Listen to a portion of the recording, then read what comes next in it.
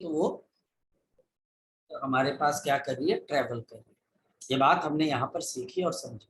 तो आज हम यहाँ पर क्या करने वाले, आज हम यहाँ पर सीखने वाले हैं the super position of the super position of the light waves, the superposition of the light waves, the superposition of the light waves। अगर हमारे पास बहुत सारी लाइट वेव्स ट्रेवल करती हुई किसी एक पॉइंट पर पहुंचती हैं, अगर मेरे पास बहुत सारी लाइट वेव्स आपके पास ट्रेवल करती हुई किसी एक पॉइंट पर पहुंचती हैं, अगर बहुत सारी लाइट वेव्स अलग अलग सोर्सेस से मिलकर किसी एक पॉइंट के ऊपर मेरे पास यहाँ पर पहुंचती हैं, तो हमारे पास यहाँ पर इन सभी लाइट्स की वजह से जो एक लाइट प्रोड्यूस होगी उसका एम्पलीट्यूड क्या होगा। ये हमारे पास लाइट ए है ये लाइट बी है ये लाइट सी है, यह हमारे पास डी है, और ये लाइट हमारे पास यहाँ पर ई है। तो हमारे पास ये light A plus of B plus of C plus of D और प्लस ऑफ आपके पास क्या बन जाएगी, ई बन जाएगी। तो हमारे पास यहाँ पर ये लाइट्स बच्चे आपके पास मिलकर एक नई लाइट को आपके पास क्या कर देगी, जनरेट कर देगी। हमारे पास ये लाइट मिलकर आपके पास एक लाइट को जनरेट करेगी, यानी कि बहुत सारी लाइट्स मिलकर एक नए लाइट के एम्पलीट्यूड को जनरेट करेगी।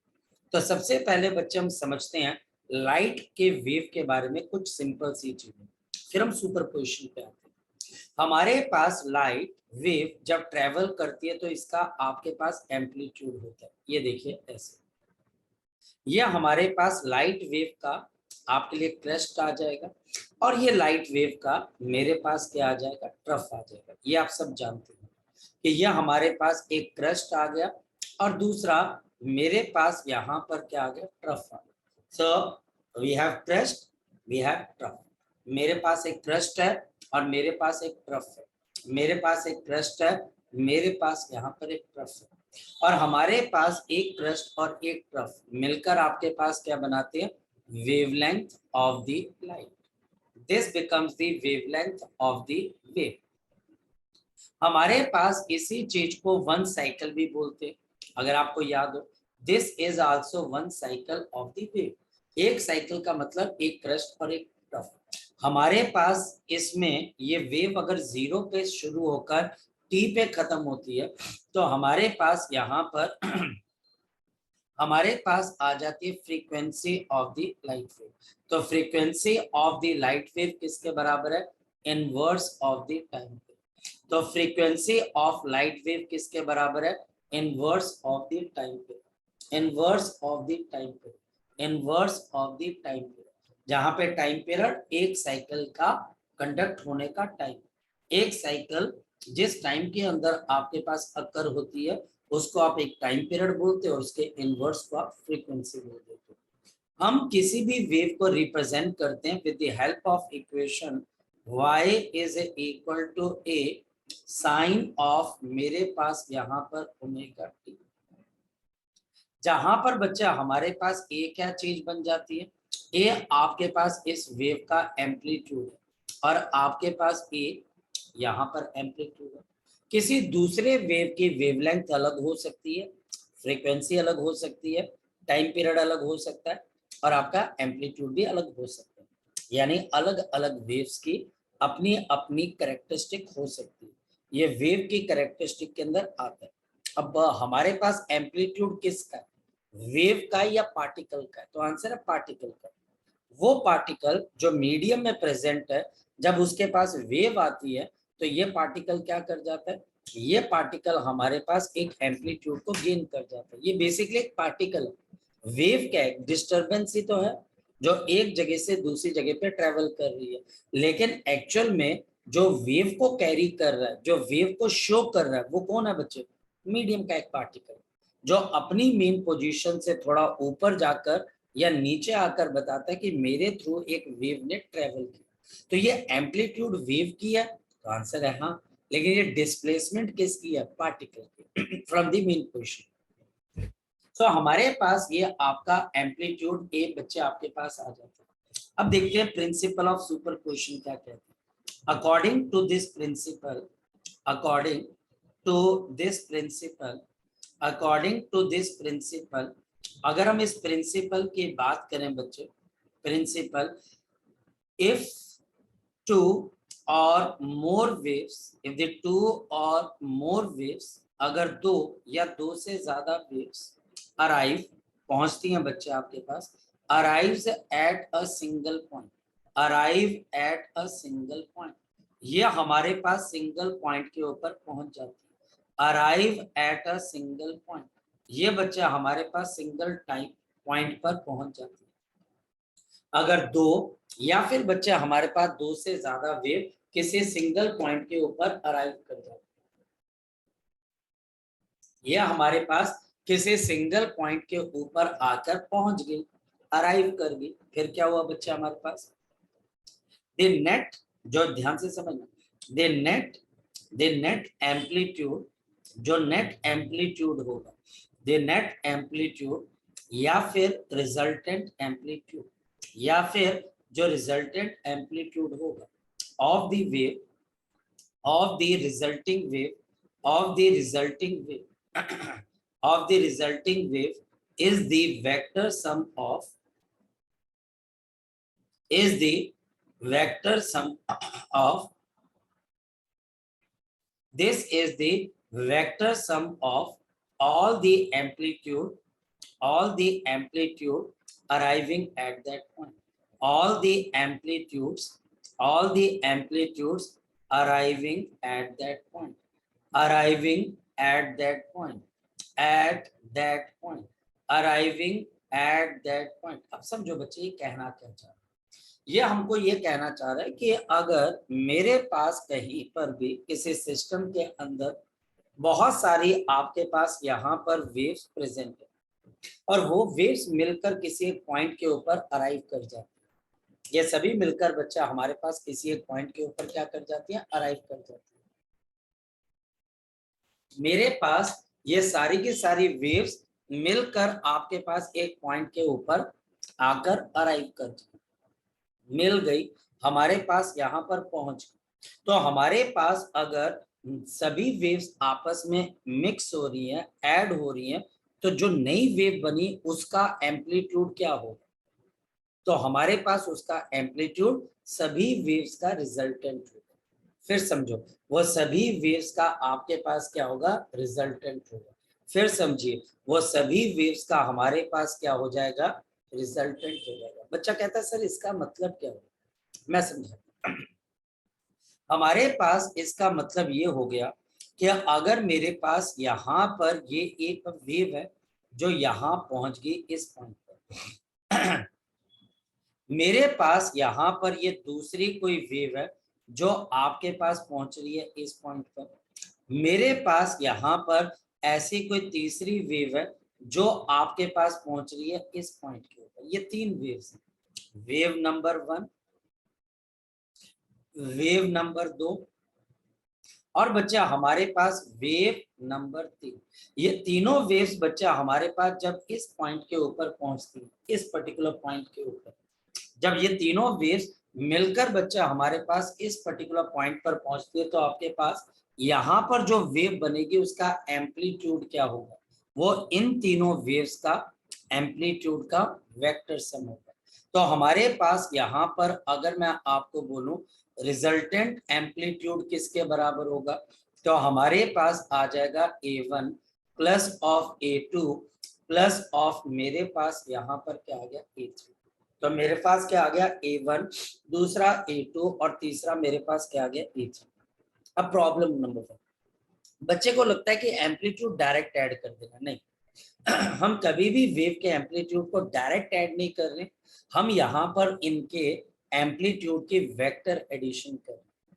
तो कई बार बच्चे को लगता है अच्छा एक का एम्पलीट्यूड A है, दूसरे का 2A है, ऐड हुआ तो बन गया 3A ना, ये बच्चे आपके पास A और 2A 3A हो भी सकता है, नहीं भी हो सकता, या बच्चे को लगता है 4A का एम्पलीट्यूड और 6A का एम्पलीट्यूड मिलके बन गया कितना 10A का एम्पलीट्यूड, जरूरी नहीं है, आपको वेक्टर सम आना चाहिए।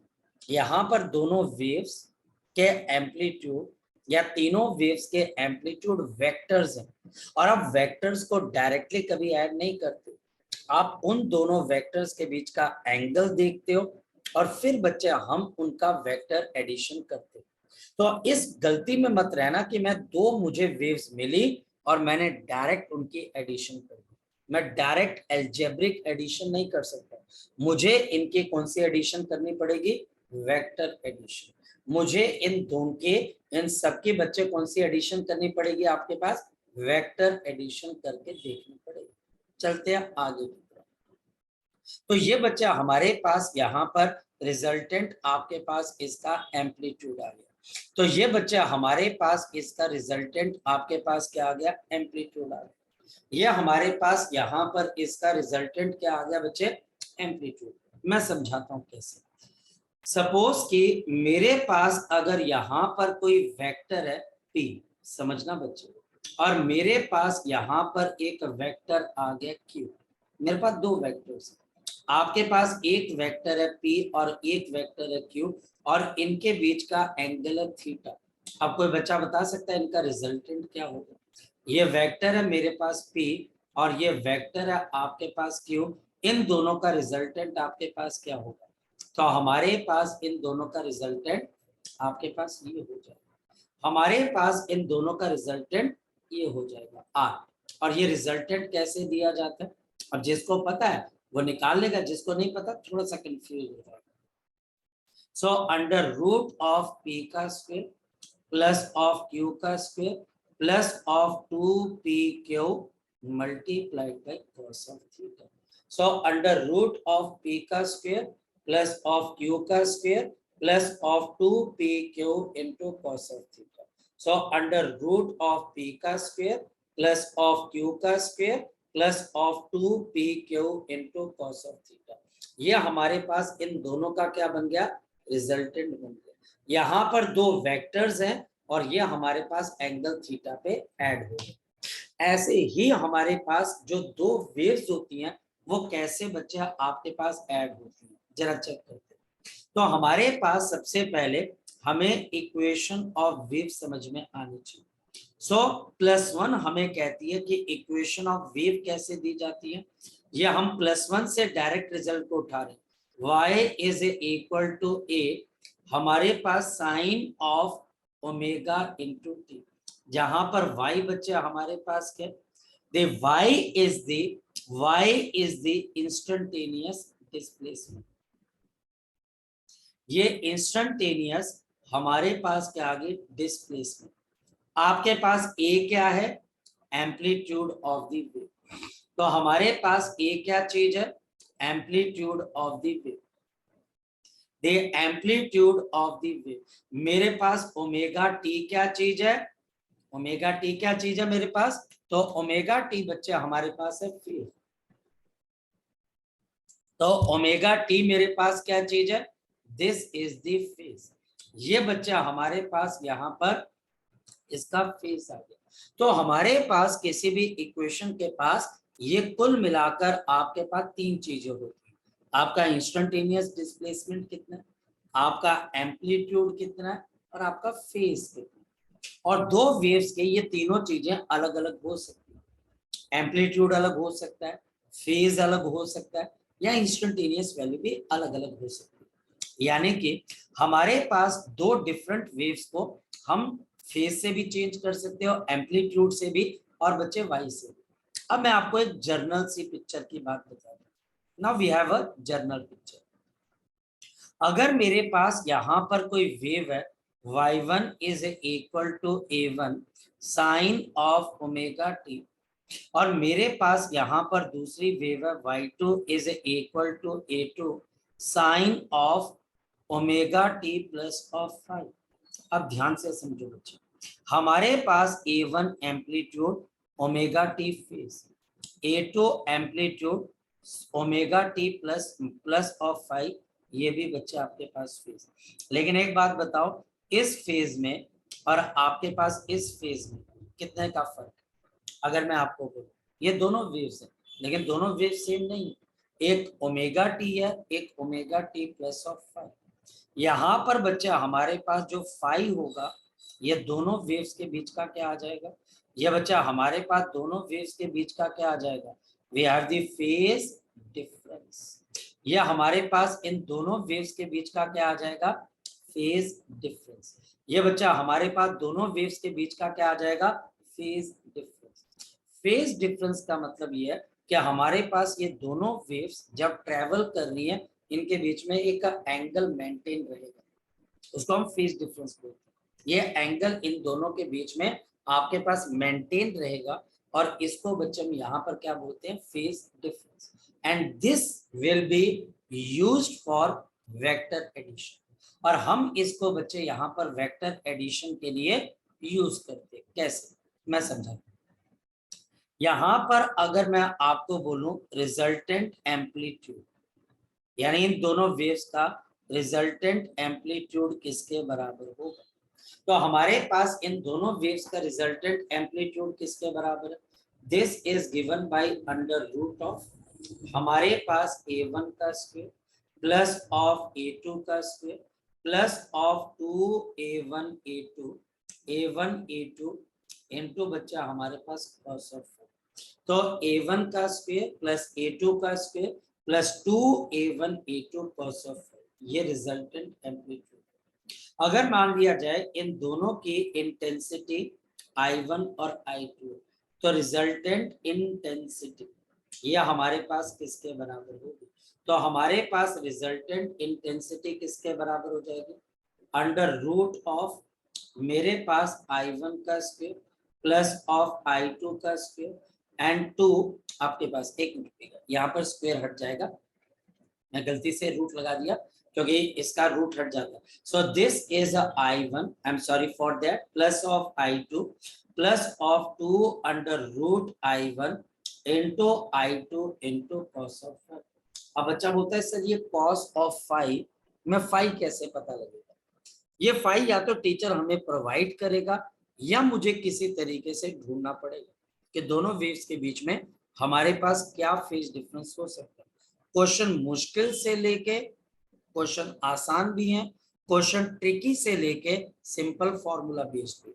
इसमें घबराने का नहीं, इसमें बच्चे डरना नहीं, क्योंकि आपको कोई टीचर अब +2 लेवल पे +1 के हिसाब से ग्रेड तो करेगा नहीं। वैसे भी बोर्ड का पेपर है तो टीचर बहुत नॉमिनल से क्वेश्चन पूछेगा, अरे बहुत नॉमिनल, बिलीव मी, बहुत आराम से क्वेश्चन टीचर पूछेगा। तो हमारे पास टीचर इतने बढ़िया ढंग से क्वेश्चन पूछेगा, आप बच्चे हंसोगे, अरे यार ये तो हम निकाल लेंगे, अरे निकल जाएगा, अरे बिल्कुल निकलेगा। तो डरना नहीं है, इसके अंदर से घबराना नहीं है, बड़े आराम से आपके पास ये क्वेश्चन जो है आप हैंडल कर पाओ बड़े आराम से। देखिए कैसे, मैं आपको यहाँ पर एक क्वेश्चन देता हूँ, क्वेश्चन 2 मिनट के अंदर बच्चे निकलना शुरू हो जाएगा। देखते, तो मेरे पास यहाँ पर क्वेश्चन फोकस करो, हमारे पास क्वेश्चन क्या है? मेरे पास क्वेश्चन ये है कि ये मेरे पास एक वेव है, y1 is equal to 6 sine of omega t, और मेरे पास y2 किसके बराबर है? आपके पास 8 into sine of omega t and plus of π/2। Plus और माइनस से तो कोई फर्क पड़ेगा नहीं, बस आपको पता होना चाहिए कि ये साइन है ये भी साइन है, इनके बीच का एंगल क्या है।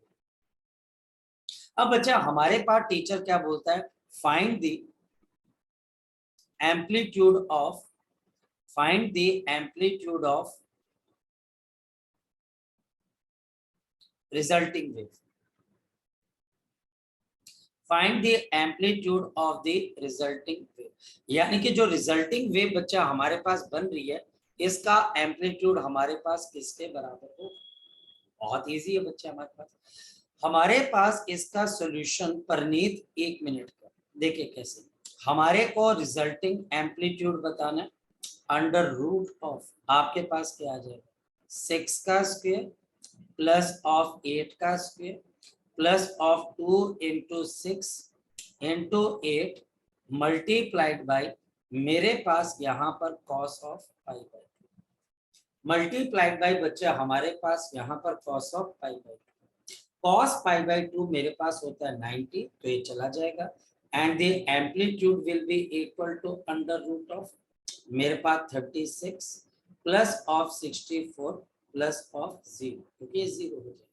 और the amplitude will be under root of आपके पास 100 और this will be equal to 10 units. और ये बच्चा हमारे पास यहाँ पर किसके बराबर आ जाती है? 10 यूनिट्स के बराबर आ जाती है। ये बच्चा हमारे पास यहाँ पर 10 यूनिट्स के बराबर। चलते हैं आगे की तरफ। अब बच्चा हमारे पास देखो कितना आसान क्वेश्चन। टीचर मुझे बोलता है इफ अगर मेरे पास y1 is equal to 10 sine of omega t, समझना, and y2 is equal to 12 और बच्चा हमारे पास sine of omega t plus of आपके पास पाई बाई 3। अब टीचर बोलता है रिजल्टिंग वेव का आपने एम्पलीट्यूड निकाला। सॉल्यूशन तो हमारे पास ये कैसे आएगा? बड़े सिंपल तरीके से बच्चे हम इसको बता सकते हैं। मेरे पास यहाँ पर y resultant will be equal to under root of, हमारे पास क्या आ जाएगा? 10 का स्क्वायर प्लस 12 का square plus of 2 into 10 multiplied by 12 into cos of बच्चे हमारे पास कितना आ गया? Pi by 3 multiplied by cos of आपके पास pi by 3। Cos pi by 3 बच्चे हमारे पास कितना होता है? कॉस पाई बाई 3 बच्चे हमारे पास 60 डिग्री, क्योंकि half, and this will be equal to under root of मेरे पास 100 प्लस ऑफ 144 प्लस ऑफ बच्चे हमारे पास 120, क्योंकि कॉस 60 और हाफ बच्चे कैंसिल हो जाएगा, and this will be under root of आपके पास 100 प्लस 144 प्लस ऑफ 120, तो 4, 6 और 3, तो हमारे पास अंडर रूट ऑफ 364, तो 324 करीबन 18 के आसपास होता है और 19 का बच्चा हमारे पास थोड़ा सा आगे चला जाएगा, तो 18 पॉइंट समथिंग होना चाहिए। मैं 19 का करके देख लेता हूँ, तो 1 और 8 और 17 और बच्चा हमारे पास यहाँ पर 19, 1 6 और बच्चा हाँ 19 पॉइंट समथिंग, तो बच्चा हमारे पास ये आ जाएगा 19 पॉइंट समथिंग, बच्चा हमारे पास 1 की इसकी वैल्यू आ जाएगी। कुछ समझने की कोशिश करो, ये मत समझिए कि मैंने फॉर्मूला क्या लगाया, ये समझो मैंने करवाया क्या, मैं यहाँ पर करना क्या चाह रहा हूँ। मैं सिंपली यहाँ पर करना ये चाह रहा हूँ कि आप किसी तरीके से बच्चे यहाँ पर कन्विंस हो जाए कि हमारे पास दो वेव्स को हम डायरेक्टली ऐड नहीं करते, हम उनका वेक्टर एडिशन करते। हमारे पास दो फोर्सेस के बीच का अगर एंगल पता हो तो हम नेट रिजल्टेंट फोर्स निकाल सकते हैं। ऐसी अगर मुझे दो वेव्स के बीच का फेज एंगल पता हो तो मैं उन दोनों वेव्स के बीच की क्या निकाल सकता हूँ? रिजल्टेंट। इसके लिए मुझे चाहिए क्या? दोनों वेव्स का एम्पलीट्यूड और दोनों वेव्स के बीच का phase angle, phase angle, phase angle, amplitude and phase angle, ये तीन चीजें चाहिए। पहले वेव की एम्पलीट्यूड, दूसरे वेव की एम्पलीट्यूड और दोनों के बीच का फेज एंगल। मैं डेफिनेटली बच्चे इन दोनों के रिजल्टेंट वेव का एम्पलीट्यूड ट्रैक कर सकता हूँ। चले आगे चलते, क्या ये सेम चीज, क्या ये सेम चीज जो हम यहाँ पर पढ़ रहे हैं, क्या ये सेम चीज बच्चा हमारे पास वहां पर भी अप्लाई हो सकती है जहां पर मेरे पास लाइट की इंटेंसिटी निकालनी? क्यों, बिल्कुल सही बच्चे, हमारे पास हम यहाँ पर लाइट की इंटेंसिटी को भी निकाल सकते हैं। कैसे, मैं बताता हूँ, देखिए क्वेश्चन क्या हमारे पास। अब क्वेश्चन बच्चा आपके पास ये, क्या अगर लाइट की पहली इंटेंसिटी मेरे पास 4 आई है और लाइट की मेरे पास दूसरी इंटेंसिटी 9 आई है, ठीक है, 4i 9, 4i 9 and the phase between them, और जो फेज है बच्चा हमारे पास बिटवीन देम इज, और इन दोनों के बीच का जो फेज है बच्चे वो हमारे पास किसके बराबर है? 2π/3 के बराबर। तो इन दोनों के बीच का जो फेज है बच्चे वो हमारे पास 2π/3 के बराबर। मुझे रिजल्टिंग फेज बता देना, मुझे रिजल्टिंग फेज बता देना। सॉल्यूशन तो जरा देखते, तो हमारे पास यहाँ पर resulting phase will be equal to I1 plus of I2 plus of 2 under root I1 under root of I2 multiplied by cos of 2π/3। हमारे पास cos ऑफ 2π/3 किसके बराबर होता है? Minus of.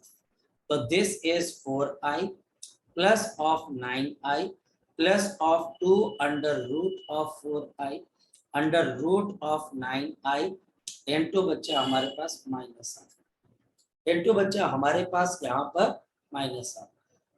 तो ये कैंसिल हो जाएगा and this will B 13i, ये 2 इंटू 3 6 है तो minus of 6i, so the answer will be हमारे पास आ जाएगा 7। तो ये दोनों लाइट हमारे पास मिलकर जिनकी इंटेंसिटी 4i और आपके पास 9i के बराबर है, तो हमारे पास इस वजह से जो 4i और मेरे पास 9i के बराबर है, ये ऐड होकर कितने की इंटेंसिटी प्रोड्यूस कर रही है? 7। कितने की प्रोड्यूस कर रही है? 7। ये बात मुझे क्लियर होनी चाहिए। तो इन नटशेल मुझे दो चीजों की क्लैरिटी तो हुई। एक, अगर मेरे पास लाइट्स हैं और उनके एम्पलीट्यूड्स मेरे को गिवन है तो रिजल्टेंट एम्पलीट्यूड कैसे दिया जाता है? तो हमारे पास रिजल्टेंट एम्पलीट्यूड कैसे दिया जाता है? This is given by under root of a1 का स्क्वायर a2 का square plus of 2a1 a2 into cos of. मेरी बात समझ गए? और जो रिजल्टिंग इंटेंसिटी है बच्चे I1 plus of I2 plus of 2 under root I1 under root of I2 into cos of. तो ये बच्चा हमारे पास यहाँ पर क्या आ जाती है? ये एक और ये बच्चा हमारे पास दो। तो एक बच्चा हमारे पास AR आ गया और दूसरा बच्चा हमारे पास यहाँ पर क्या आ गया? IR। तो ये दो चीजें बच्चे में मेरे पास आंसर आ जाएंगे। फॉर्मूले याद होने चाहिए। कॉस ऑफ फाई, जो मेन पॉइंट आपको दिक्कत आएगी सर ये कॉस फाई क्या ले, तो यहाँ पे टीचर एक तो मैंने आपको बताया बच्चे के नॉर्मल से क्वेश्चन होंगे, एंगल दे रखे होंगे और कई बार टीचर आपके दिमाग के साथ भी खेल जाए। मैं बताता हूँ कैसे खेलेगा तुम्हारे दिमाग के साथ, ये देखिए। अब कई बार होगा कि टीचर तुम्हारे दिमाग के साथ कैसे खेलेगा, फोकस कर, ये तो होगा। चलिए अब बच्चे मैं आपको बताता हूँ टीचर तुम्हारे दिमाग के साथ कैसे खेलेगा। टीचर बच्चे हमको बोलेगा मेरे पास ये y1 है विच इज 4 साइन ऑफ आपके पास ओमेगा टी, और बच्चा हमारे पास y2 is equal to 6 into cos of omega t, cos omega t आ गया है ना, कॉस ओमेगा टी आ गया एंड प्लस ऑफ बच्चा हमारे पास ये कितना आ गया π/6। अब टीचर बोलता है कि इन दोनों वेव्स का रिजल्टेंट बताओ। अब हम फंस गए। कैसे फंसे? हमारे पास ऊपर क्या है? साइन, नीचे मेरे पास क्या है? कॉस। ऊपर साइन नीचे कॉस, हमारे पास ऊपर आ रहा है साइन और नीचे बच्चा हमारे पास यहाँ पर क्या आ रहा है? कॉस। क्या इनके बीच का जो फेज डिफरेंस होगा क्या वो बच्चा हमारे पास π/6 है या इनके बीच का फेज डिफरेंस कुछ और है? ये हमको जरा चेक करना, फोकस करते हैं, चेक करना। देखिए कैसे। सबसे पहला काम बच्चा हमारे को ये अंडरस्टैंड करना बच्चे, ये हमारे पास यहाँ पर साइन ओमेगा टी और ये कॉस और ये ओमेगा टी, हमारे पास ये साइन ओमेगा टी है और ये बच्चा आपके पास कॉस है। साइन और कॉस में, साइन और कॉस में ऑलरेडी बच्चा हमारे पास कितने का डिफरेंस आ जाता है? 90 डिग्री का।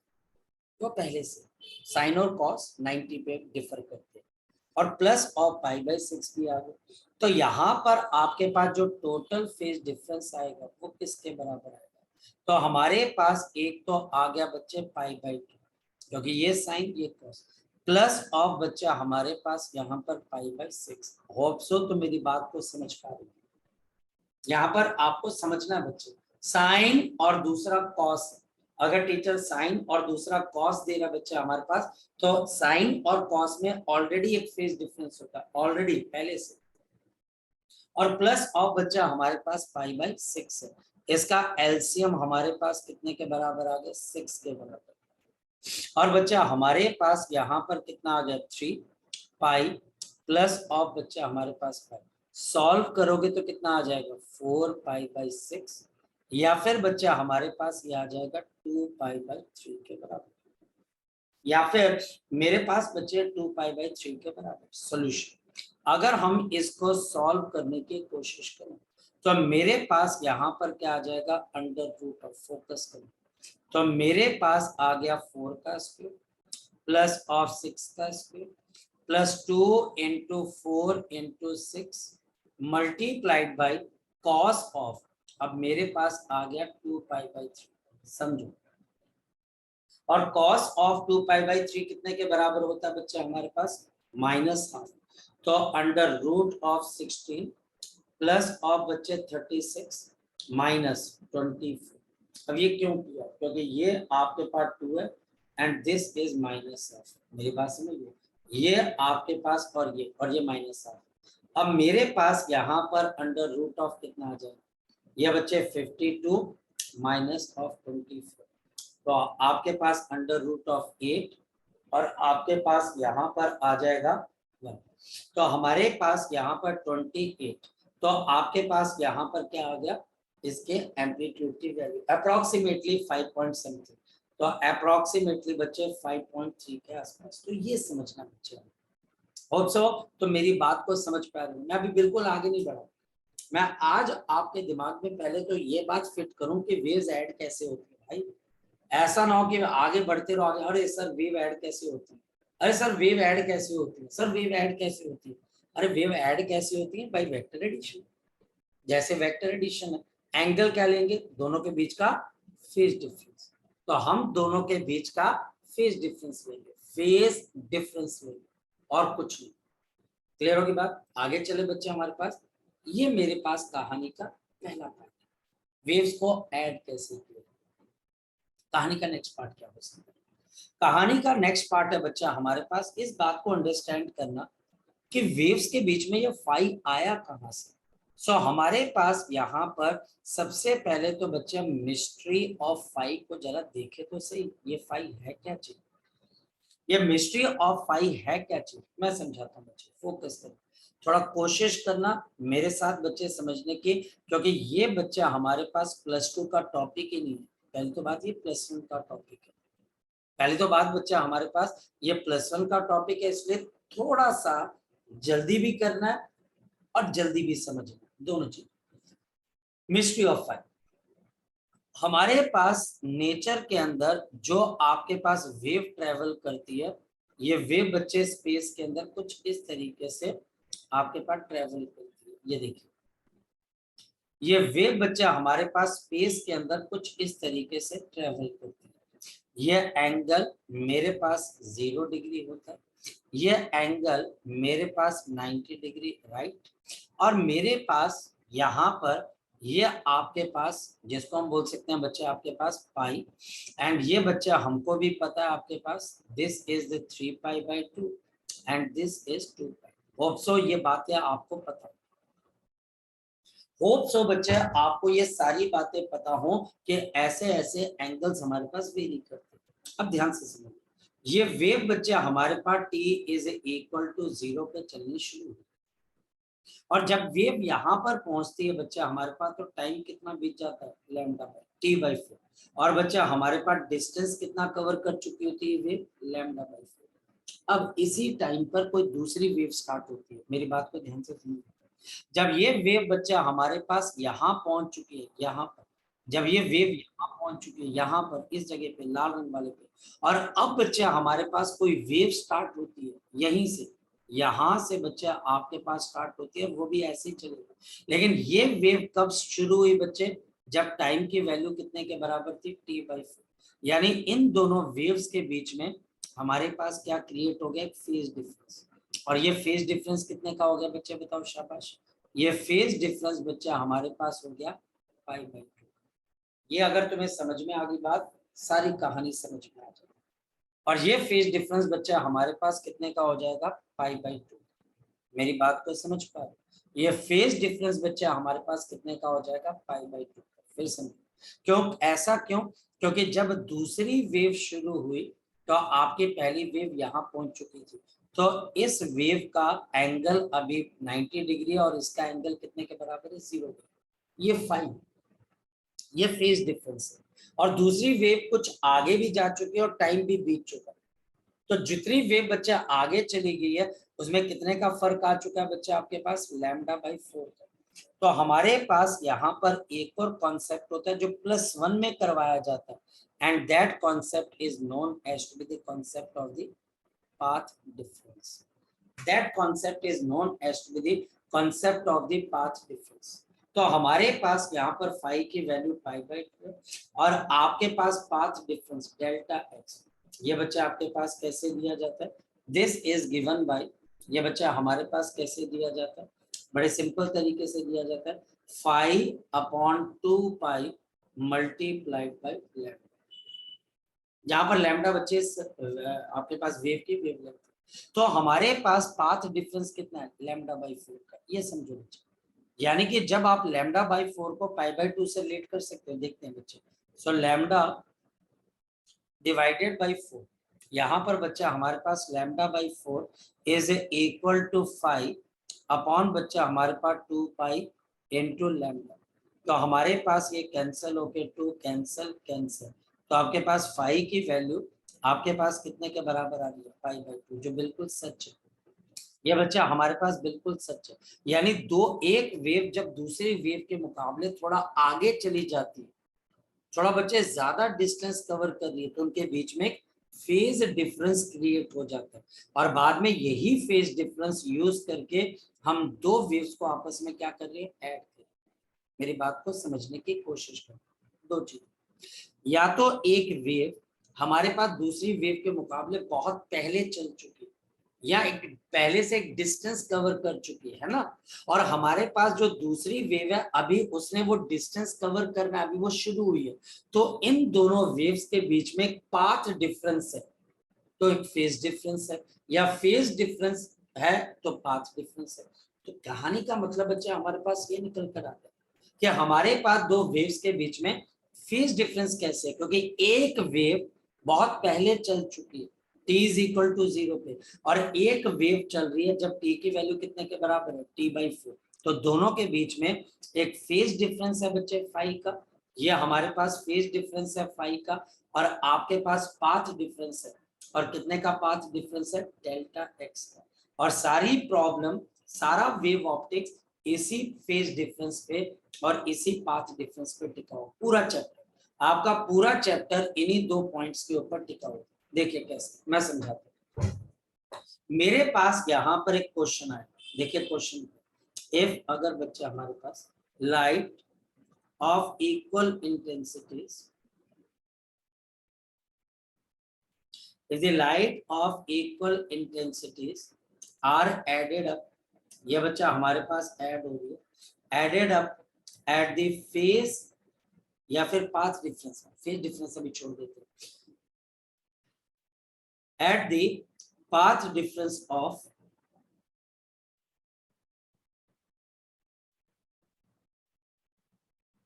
λ/4, calculate the resulting intensity, calculate the resulting intensity। जो रिजल्टिंग इंटेंसिटी है बच्चे वो मैंने निकाल कर बताया। इतना इजी क्वेश्चन, इतना इजी क्वेश्चन, क्योंकि मेरे पास यहाँ पर डेल्टा x किसके बराबर है? 2π/λ डेल्टा 5, और बच्चे आपके पास λ/4 2π/λ delta x is equal to 5, delta x is equal to 5/2π into lambda. तो हमारे पास λ/4 is equal to 5/2π into lambda. तो ये कैंसिल होके 2, ये कैंसिल, लैम्डा से लैम्डा कैंसिल, तो मेरे पास 5 की वैल्यू कितने के बराबर आ गई? π/2 के बराबर। तो मेरे पास यहाँ पर 5 की वैल्यू किसके बराबर आ गई? π/2 के बराबर। अब मुझे रिजल्टिंग इंटेंसिटी बतानी है। अब ध्यान से समझना, देयरफॉर, अब ध्यान से समझना बच्चे, therefore resulting intensity will be equal to I plus of I plus of 2 √I under root of I and cos of बच्चे हमारे पास π/2। कॉस π/2 किसके बराबर होता है? 0 के बराबर। तो मेरे पास ये पूरा का पूरा 0 तो आपके पास आई प्लस आई क्या हो गया बच्चे हमारे पास 2। तो समझो बच्चे हमारे पास कोई बहुत मुश्किल चीज थोड़ी ना। ये एक और तरीका आ गया कि टीचर अब दो वेव्स को ऐड करने के साथ साथ या तो फेज डिफरेंस पे खेलेगा तुम्हारे दिमाग के साथ, या फिर फेज डिफरेंस अगर नहीं होगा तो किसके ऊपर खेलेगा बच्चे, पाथ डिफरेंस पे। मुझे पाथ डिफरेंस से फेज और फेज डिफरेंस से पाथ डिफरेंस निकालना है जी। किसी बच्चे का अगर कोई डाउट है, मुदित, सलोनी, रक्षित, नितिका, अगर कोई डाउट है बच्चे तो आप मुझसे पूछ सकते हो। शाबाश। है किसी बच्चे का कोई डाउट इसमें से? फॉर्मूला याद है? फॉर्मूला याद हो गया बच्चे आपको? फॉर्मूला बच्चे आपको याद है? फॉर्मूला बड़ा सिंपल सा है बच्चा, हमारे पास या तो एम्पलीट्यूड का आएगा या फिर बच्चा हमारे पास किसका आएगा, हमारे पास इंटेंसिटी का।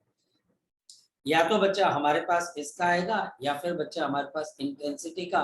दोनों ही केसेस के अंदर हम बिल्कुल कंफर्टेबली फाई को जानकर, फाई को निकालकर वेव्स को ऐड कर सकते हैं। चलिए अब आगे चलते हैं। इसका मतलब आपको ये थोड़ी बहुत चीजें क्लियर है, तो हम आगे चलते हैं। जी रक्षित बोलो बेटा। सर पीछे जो आपने क्वेश्चन कराया जिसके अंदर साइन, एक इक्वेशन साइन में थी एक कॉस में थी, उसके अंदर फाई के बीच का डिफरेंस कैसे निकाला आप?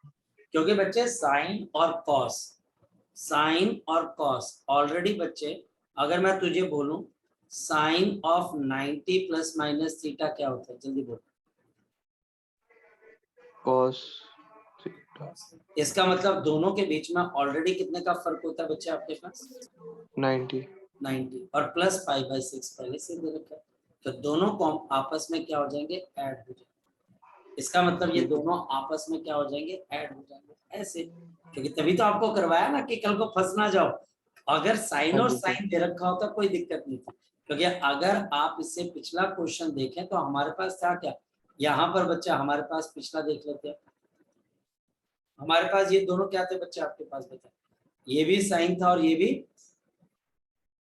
साइन था। ये दोनों साइन के थे बच्चे, तो मैंने यहाँ पर सिंपल π/3 से इनको ऐड कर दिया। इसी तो बात है बच्चे आपके पास, आया ना? तो लेकिन अगर एक साइन और दूसरा बच्चा हमारे पास क्या गिवन हो, कॉस, तो फिर आपको कॉस को भी तो क्या करना है बच्चे, जस्टिफाई करना है कि साइन और कॉस में कितने का फेज होता है, π/2। और फिर बच्चा एक π/6 है तो वो भी आपस में ऐड हो जाएगा। ठीक है रक्षित? ठीक है सर। चलो सो ये बच्चा हमारे पास यहाँ पर, ये देखिए ये आपके पास रिजल्टिंग कोई बहुत मुश्किल चीज है, बहुत आसान चीज है। अब बात बच्चे हमारे पास यहाँ पर नहीं निकल कर आती। सबसे पहली चीज है बच्चा हमारे पास यहाँ पर, मैं एक चीज अब आपको समझाने की कोशिश करता हूँ। कंस्ट्रक्टिव इंटरफेरेंस, कंस्ट्रक्टिव इंटरफेरेंस क्या हो बच्चे, अगर मैं आपको बोलूं कि ये जो मेरे पास रिजल्टेंट एम्पलीट्यूड है ये आपके पास मैक्सिमम होना चाहिए, ये आपके पास क्या होना चाहिए, मैक्सिमम। जो रिजल्टिंग है बच्चों मैक्सिमम होना चाहिए। तो हमारे पास रिजल्टिंग एम्पलीट्यूड की वैल्यू किसके बराबर होती है, बोलो शाबाश। ये हमारे पास होती है a1 का स्क्वायर प्लस ऑफ a2 का square plus of 2a1 a2 into बच्चा हमारे पास क्या आ जाती है, cos ऑफ। सो a1 का स्क्वायर प्लस ऑफ a2 का square plus of 2a1 a2 into cos of, ये हमें पता, इंटेंसिटी भी हमें पता। नाउ इफ, अगर ध्यान से समझिए, मेरे पास cos ऑफ फाई की वैल्यू क्या आ जाए, प्लस। अगर मेरे पास cos ऑफ फाई की वैल्यू किसके बराबर है, cos ऑफ फाई की वैल्यू किसके बराबर है, प्लस। अगर मेरे पास यहाँ पर cos ऑफ फाई की वैल्यू किसके बराबर है, +1, cos की वैल्यू तो मैक्सिमम हो जाती है। और आपके पास मैक्सिमम एम्पलीट्यूड किसके बराबर होगा, कोई बच्चा बता सकता है? तो आपके पास अंडर रूट ऑफ a1 का स्क्वायर a2 का square plus of 2a1 a2 cos of phi तो 1 है, चला गया। तो अब बताओ ये कितना आ जाएगा, under root of a1 plus of a2 का होल स्क्वायर, और यहाँ पर बच्चा हमारे पास क्या आ जाएगा, a1 प्लस ऑफ a2, और ये बच्चा हमारे पास कितना आ जाएगा, a1 प्लस ऑफ a2। ये मैक्सिमम, ये बच्चा हमारे पास मैक्सिमम, यानी कि मैक्सिमम एम्पलीट्यूड। और लाइट की भी मैक्सिमम इंटेंसिटी किसके बराबर आ जाएगी, under root of I1 plus of under root of I2 का होल स्क्वायर। ये तब है बच्चे जब आपके पास मैक्सिमम इंटेंसिटी ऑफ लाइट आएगी, मैक्सिमम, सब बच्चे आपके पास मैक्सिमम है। ये बच्चा हमारे पास मैक्सिमम इंटेंसिटी ऑफ लाइट है जब ये कंस्ट्रक्टिव इंटरफेरेंस। लेकिन इसके लिए बच्चे आपके पास कॉस की वैल्यू क्या होनी चाहिए बच्चे, 1 होनी चाहिए। हमारे पास यहाँ पर कॉस की वैल्यू आपके पास 1 होनी चाहिए, कॉस की वैल्यू बच्चे 1 होनी चाहिए। लेकिन एक बात बताओ, डिस्ट्रक्टिव इंटरफेरेंस, नेक्स्ट है बच्चा हमारे पास डिस्ट्रक्टिव इंटरफेरेंस। डिस्ट्रक्टिव इंटरफेरेंस का मतलब है जब कॉस ऑफ फाई की वैल्यू -1, जब आपके पास कॉस ऑफ फाई की वैल्यू क्या हो जाए, -1, तो अब एम्पलीट्यूड मिनिमम हो जाएगा। अब ज्यादा बच्चे ड्रामा तो करना नहीं, सिंपल A1 -A2 और मिनिमम इंटेंसिटी ऑफ लाइट, तो under root of I1 minus under root of I2 का whole square. So under root of I1 minus of under root of 2 और इसका बच्चे आपके पास होल स्क्वायर। तो destructive interference, cos of phi की value किसके बराबर है, -1। ये मिनिमम एम्पलीट्यूड है, मिनिमम इंटेंसिटी है। और ऊपर बच्चा हमारे पास मैक्सिमम आपके पास यहाँ पर एम्पलीट्यूड है और मैक्सिमम बच्चा हमारे पास यहाँ पर इंटेंसिटी। अब ये दो चीजें ध्यान रखना। हमारा अब जो पाला पड़ेगा बच्चे आपके पास इन दो चीजों से पड़ेगा, या तो बच्चा हमारे पास लाइट कंस्ट्रक्टिवली इंटरफेयर करेगी या लाइट बच्चा हमारे पास डिस्ट्रक्टिवली इंटरफेयर करेगी। दो चीज, कंस्ट्रक्टिवली डिस्ट्रक्टिवली, कंस्ट्रक्टिवली डिस्ट्रक्टिवली। तो हमारे पास यहाँ पर लाइट कंस्ट्रक्टिव इंटरफेरेंस कर रही है, यहाँ पर लाइट बच्चा हमारे पास डिस्ट्रक्टिव इंटरफेरेंस कर रही है। यहाँ पर maximum amplitude A1 plus A2, maximum intensity under root I1 plus of I2 का होल स्क्वायर और मिनिमम A1 माइनस A2 और minimum intensity under root I1 minus under root of I2 का whole square. Question, अगर मेरे पास light की intensity है जो कि बच्चा आपके पास 9I है और I2 बच्चा हमारे पास 4I है, मुझे मैक्सिमम इंटेंसिटी की वैल्यू बतानी।